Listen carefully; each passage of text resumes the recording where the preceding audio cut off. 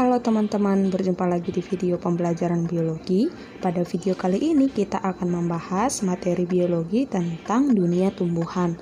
Namun pada video kali ini kita akan membahas tentang bagian dari kingdom plantae ataupun dunia tumbuhan, yaitu tumbuhan lumut atau Bryophyta. Yuk langsung saja, sebelum nonton video ini jangan lupa like dan subscribe ya. Terima kasih, semoga video ini bermanfaat.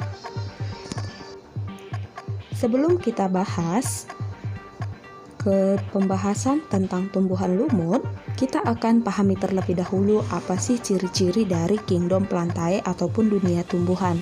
Nah, seperti yang kalian lihat, ciri-cirinya itu kingdom plantae termasuk dalam eukariotik, multiselular, dapat berfotosintesis, memiliki klorofil A dan B, memiliki dinding sel, menyimpan makanan berupa karbohidrat.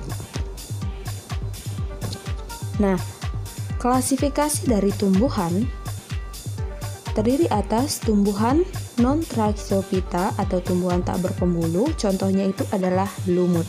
Nanti tentang lumut ini akan kita bahas pada video ini ya, lumut atau Bryophyta. Nah, kemudian ada tumbuhan Thraciophyta ataupun tumbuhan berpembuluh. Contohnya itu adalah paku-pakuan atau Pteridophyta dan tumbuhan berbiji atau Spermatophyta.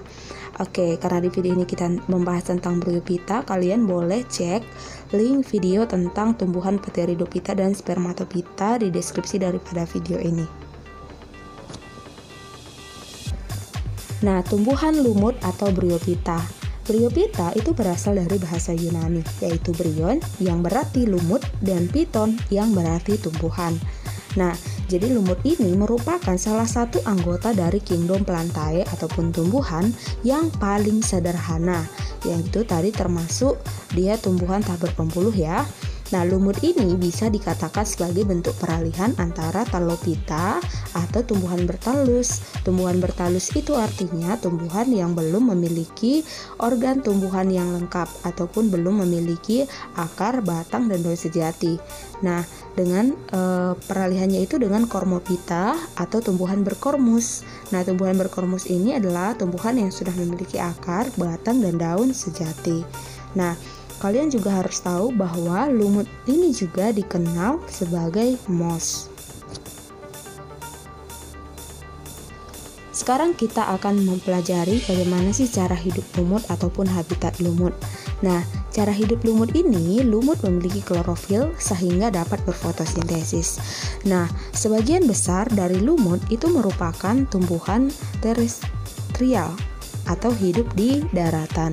Namun, habitat lumut itu ada yang di tanah, ada yang hidup di tembok, ada juga yang hidup di bebatuan lapuk. Bisa juga menempel di kulit pohon, disebut sebagai epifit, sedangkan lumut yang hidup di air itu disebut sebagai hidrofit, dan lumut yang hidup di tempat yang lembab itu disebut sebagai hygrofit. Berikut adalah contoh lumut hygrofit, yaitu lumut gambut. Sedangkan contoh lumut yang hidup di tanah itu adalah lumut tanduk. Contoh lumut yang hidup hidrofit itu adalah lumut hati. Nah, di sini juga sudah ada contoh lumut epifit, yaitu di gambar D. Epifit artinya menempel di pohon. Oke, kita akan bahas ciri-ciri lumut lebih dalam lagi ya. Nah, bagaimana bentuk ciri dan bentuk tubuh dari lumut? Nah, tubuh lumut itu ada yang berbentuk lembaran. Contohnya itu adalah lumut hati atau Hepaticopsida. Ada juga yang tumbuhan kecil dan tegak, misalnya lumut daun atau Bryopsida. Nah, lumut ini berukuran kecil, memiliki tinggi sekitar 1-2 cm. Kemudian ada juga yang berukuran besar, memiliki tinggi sekitar 20 cm. Berikut adalah struktur dari tubuh lumut, yaitu ada yang sporofit menghasilkan spora dan gametofit menghasilkan gamet. Nah, sedangkan bagian-bagian lumut daun yang lainnya adalah stolon, ada rhizoid, kemudian ada seta, ada juga sporanium. Terlihat jelas ya di sini mana yang ditunjukkan oleh bagian-bagian yang saya sebutkan tadi. Nah, Sedangkan siklus hidup ataupun generasi dari saprofit diploid ada juga di sini ya. Ada juga generasi dari gametofit haploid. Ini dia perbedaannya ya. Bisa kita lihat bagaimana siklus hidupnya. Ini adalah contoh siklus hidup dari lumut daun atau Polytrichum comuni. Oke, sedangkan reproduksi lumut ya, seperti yang sudah saya tunjukkan tadi sebelumnya, bahwa reproduksi lumut terjadi secara aseksual dan juga seksual. Secara aseksual yaitu dengan pembentukan spora melalui pembelahan meiosis sel induk spora dalam sporangium. Kemudian reproduksi seksual melalui fertilisasi ataupun pembuahan ovum oleh spermatozoid yang menghasilkan zigot. Dari zigot nanti akan membentuk sporofit. Oke, sedangkan reproduksi dari lumut itu ada juga yang menggunakan gemma cup. Tumbuhan lumut memiliki klasifikasi yang terdiri atas 3, yaitu tumbuhan lumut hati atau Hepacopsida, tumbuhan lumut tanduk Antherostopsida, dan tumbuhan lumut daun atau Bryopsida. Kita akan bahas perbedaan dari ketiga klasifikasi lumut tersebut. Oke, yang pertama adalah Hepaticopsida atau lumut hati. Tumbuhan lumut hati ini merupakan tumbuhan talus dengan tubuh itu berbentuk lembaran, pipih, dan berlobus.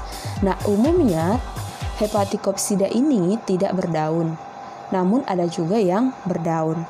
Nah, tumbuhan mendatar dan melekat pada substrat dengan menggunakan rhizoidnya.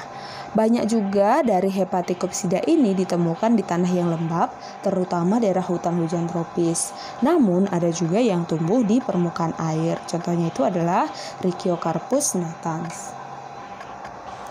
Berikut adalah proses perkembangbiakan dari lumut hati ataupun daur hidup lumut hati. Dimulai dari spora nanti akan membentuk yang namanya protonema, kemudian terbentuk tumbuhan lumut. Tumbuhan lumut terdiri atas dua, yaitu ada yang Antheridium dan Archegonium. Antheridium itu adalah tumbuhan lumut jantan, sedangkan Archegonium adalah tumbuhan lumut betina. Nanti akan Archegonium menghasilkan ovum, sedangkan Antheridium menghasilkan sperma. Kemudian terjadi fertilisasi membentuk yang namanya zigot. Zigot akan tumbuh menjadi embrio. Kemudian embrio akan membentuk sporogonium, dan sporogonium akan membentuk sporangium, dan dalam sporangium tersebut terdapat spora.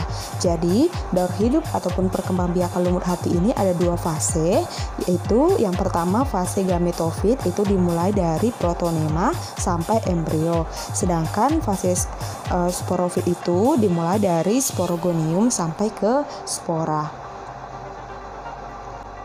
Yang kedua adalah lumut tanduk. Lumut tanduk disebut juga sebagai hornwort. Lumut tanduk ini berbentuk seperti lumut hati, tetapi lumut tanduk ini sporofitnya berbentuk kapsul memanjang seperti tanduk dan mengandung kutikula. Nah, sporofit dari tumbuhan lumut ini tumbuh dari jaringan cawan Archegonium. Kemudian setelah masak, ujungnya nanti akan terbelah 2. Kemudian sporogonium ini memiliki benang-benang elater yang mengatur pengeluaran spora, dan pada kapsulnya terdapat stomata. Ada yang berumah 1 dan ada juga yang berumah 2. Cara berkembang biak dari lumut tanduk ini ya, ada yang secara aseksual dan seksual. Nah, perkembangbiakan secara aseksual untuk fragmentasi, kemudian membentuk kuncup atau gemma, pembentukan umbi, penebalan ujung talus, kemudian terjadi peristiwa apospori. Itu terbentuknya gametofit tanpa melalui pembentukan spora. Misalnya gametofit tersebut terdiri atas beberapa sel dari sporofit. Sedangkan perkembangbiakan secara seksual itu dengan membentuk Antheridium dan Archegonium. Antheridium dan Archegonium ini akan terkumpul pada suatu lekukan sisi atau talus. Zigot mula-mula akan membelah menjadi 2 sel dengan satu dinding pisah melintang. Kemudian sel yang di atas terus membelah dan merupakan sporogonium. Diikuti juga oleh sel bagian bawah yang membelah secara terus-menerus membentuk kaki sporogonium. sporogonium. Sporogonium kaki nanti akan berfungsi sebagai alat penghisap. Oke, klasifikasi yang ketiga adalah Bryopsida atau lumut daun. Bryopsida ataupun lumut daun disebut sebagai lumut sejati. Kenapa? Karena ciri-cirinya sudah lebih lengkap daripada lumut tanduk dan lumut hati. Nah, ciri-cirinya itu tubuh berupa talus, warnanya hijau, hidup berkelompok, ada juga yang menempel pada tembok, batu, dan tanah. Kemudian hidup juga di tempat yang lembab, belum mempunyai jaringan pengangkut. Alat kelamin terdiri dari antheridium, yaitu alat kelamin jantan, dan archegonium atau alat kelamin betina. Kemudian lumut daun ini mempunyai sifat seperti busa, yaitu menyerap dan menahan air. Tubuh lumut daun ini seperti tumbuhan kecil yang tumbuh tegak ya, seperti pada gambar. Nah, kemudian tingginya itu pada umumnya lebih kecil dari 10 cm. Tetapi ada juga yang mencapai 40 cm. Misalnya itu adalah Polytrichum seperti pada gambar berikut. Kemudian tubuh dari lumut daun ini merupakan kormos, artinya dapat dibedakan yang memiliki bagian akar sederhana, batang, dan daun.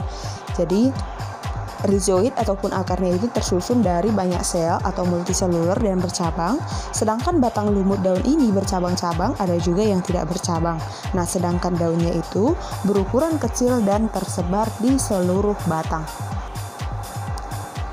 Ini adalah perbedaan dari ketiga klasifikasi yang sudah saya jelaskan tadi dan juga ciri-cirinya ya. Ada lumut hati, lumut daun, dan ada juga lumut tanduk.